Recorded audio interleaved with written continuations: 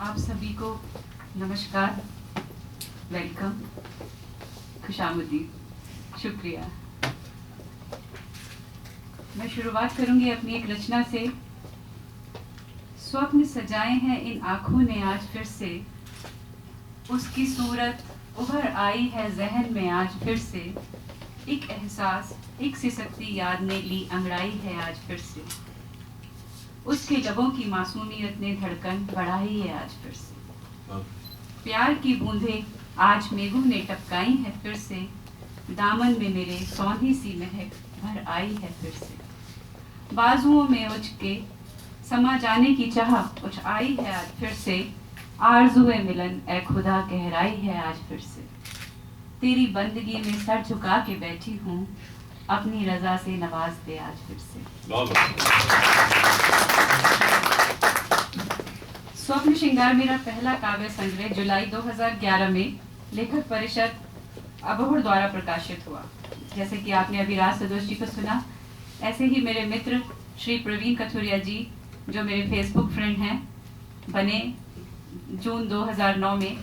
उन्होंने और राज सदोष जी ने लेखक परिषद द्वारा ये स्वप्न श्रृंगार प्रकाशित किया, जो कि मेरा पहला काव्य संग्रह था। और आज 8 महीने के अंतराल पर श्री नदीम अहमद नदीम जी सोशल प्रोग्रेसिव सोसाइटी बीकानेर द्वारा प्रकाशित अरमान आप सबको अर्पित करते हुए मुझे बड़ी खुशी हो रही है। वो कहते हैं ना कि आजकल पाँव जमीन पर नहीं पड़ते मेरे, बस वही है, मेरी खुशी का ठिकाना नहीं है आज। और सभी ने बड़ी तारीफ की, तो मैं समझती हूँ कि स्वप्न श्रृंगार मेरा स्वर्ण मुकुट था, और उस स्वर्ण मुकुट में हीरे जवाहरात जड़ दिए जब प्रोफेसर संदीप मरवा जी के कर कमलों द्वारा उसका विमोचन हुआ। अरमान।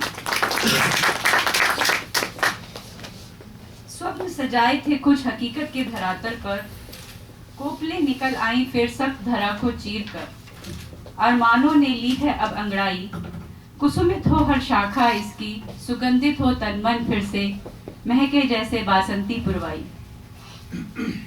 मैं आज लिबर्टी ले रही हूँ क्योंकि आज इन्होंने कहा आज सुपरस्टार है तो थोड़ा बोल सकती हैं।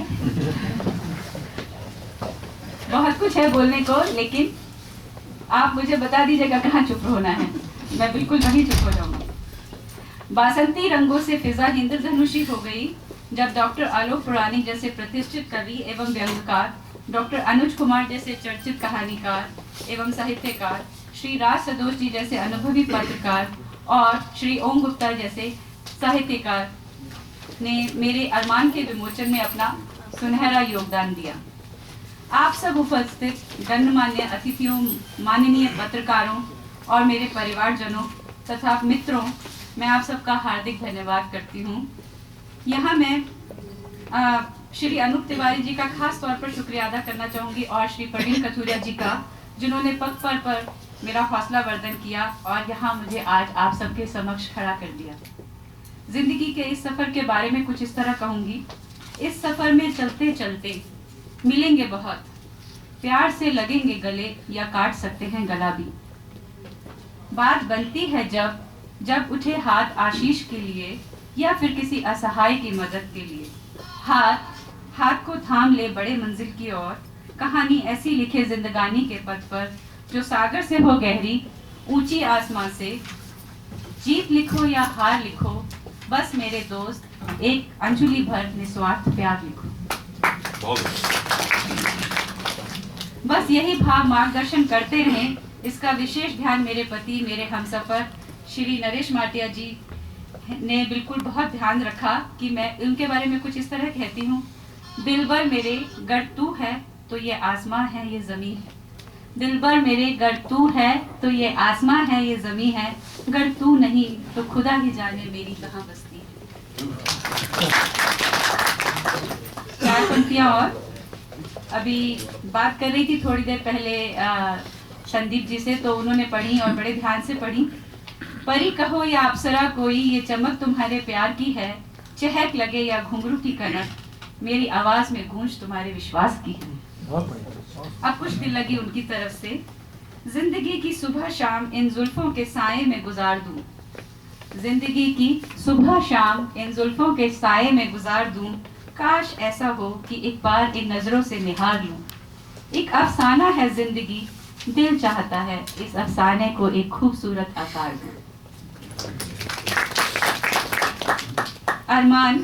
अरमान सच में ही मेरे, आपके और हर उस व्यक्ति के ख्वाहिशों का संग्रह है जिसके दिल की धड़कन तेज हो जाती है एक प्रेम लिप्त स्पर्श से, विरह के एहसास से जिसका दिल बैठ जाता है, जन्मदिन या किसी पर्व के अवसर पर उल्लासित हो जिसका दिल झूमने लगता है, या किसी का दुख देख वह अत्यंत व्यथित हो जाता है, या उदासी और नाकामी और हताशा भरे क्षणों में वो एक उम्मीद की किरण ढूंढता है और जरा सा स्नेह, जरा सा दुलार और प्रोत्साहन पाकर फिर से ऊर्जित हो उठता है। ज्यादा बातें ना करते हुए कुछ और रचनाएं। एक दीवार खड़ी है दरमियां, इस पार मैं बेचैन तलाशती हूँ दरार कोई, ऐ काश कि मछली तेरे भी अरमा और पल भर में न रहे इसका वजूद कोई।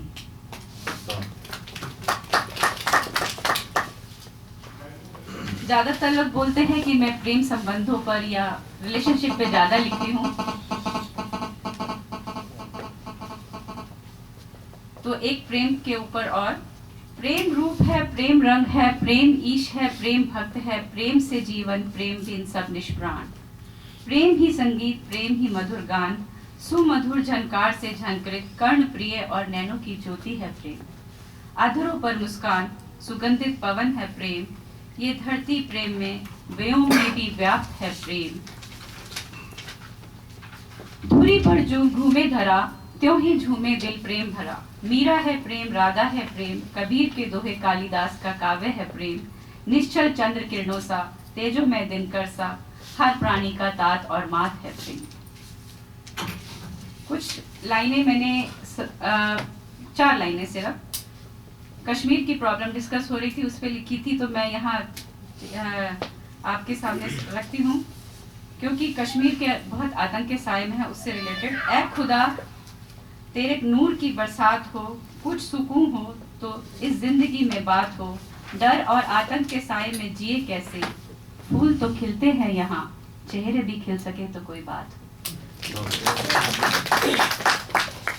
अब मैं रुक जाऊं कि कुछ और सुना? कुछ कभी कभी मैं इंग्लिश में भी लिखती हूँ, आपकी बात से सुनाऊं। वैसे उन्होंने वर्ड्सवर्थ का जिक्र किया था, तो कुछ वर्ड्सवर्थ जैसी भी रचनाएं मैंने लिखी, ऐसा कहा लोगों ने मेरे को लेडी वर्ड्सवर्थ हो। लेकिन उतनी लंबी रचना मैं नहीं सुना रही हूँ, सिर्फ 8 लाइनों की छोटी सी। And this deals with people, especially women, how they keep their own dreams deep buried down. इस तरह से कुछ है। Deep down my heart are my dreams residing. Deep down my heart are my dreams residing. Whenever I peep inside, they start smiling, raising their voice, reaching out to my eyes. I sing a lullaby and they again subside. Lullaby means लोरी गाना सुनाना। तो मैं एक छोटी सी लोरी सुनाती हूँ और वो जो सपने हैं फिर कहीं नीचे जाके दब जाते हैं। But my heart, many a times conflict with mine, wants to win over anyhow its logical stride. A deep breath and a look deep inside is sufficient enough to waken my dreams hidden inside. My dreams hidden inside. और एक